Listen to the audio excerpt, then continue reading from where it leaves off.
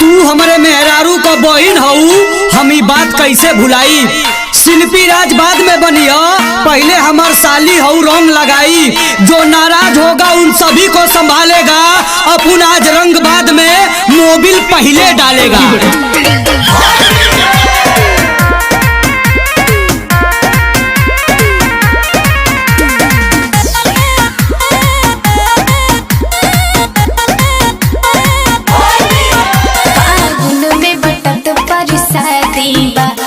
देवरन के आजादी बा,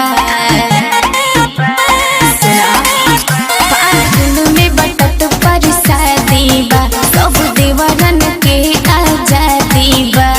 भैया के साली आधा घर वाली, एही से बनत मिजाज। भैया के साली आधा घर वाली, एही से बनत मिजाज। पुष्पराज होली मनई है पुष्पराज, होली मनई है शिल्पी राज। तू साउथ के पुष्पराज, हम भोजपुरी के शिल्पी राज। आज का दिन खराब करत बालू, अब बनल बा मूड त बेकार करत बालू।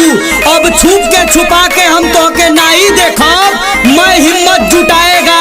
आज अंग्रेजी का पौवा नहीं मिला तो का हुआ, देसी के बंटी बबली से ही काम चलाएगा।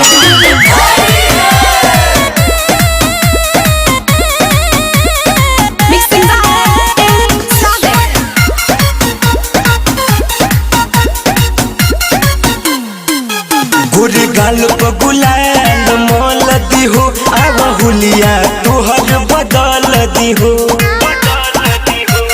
सुना गोरी गाल पे गुलाल मोल दी हो, आवा हुलिया तोहर बदल दी हो।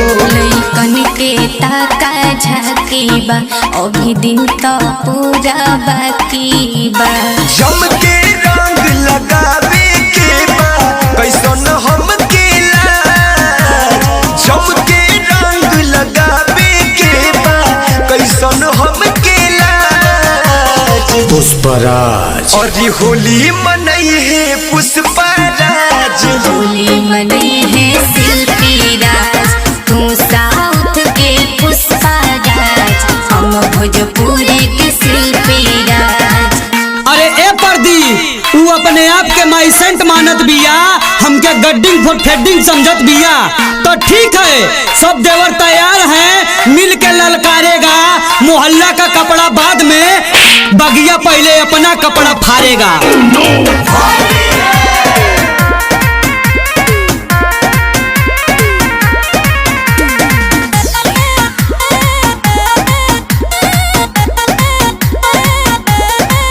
कहाँ कहाँ लगैनी गिने द, अंग अंग में रंगवा भीने द।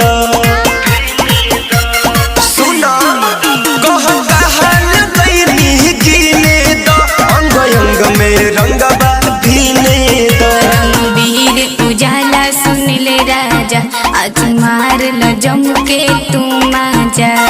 जाने कब भेंट हुई और मौका मिलल बा आज। जाने कब भेंट हुई और मौका मिलल बा आज।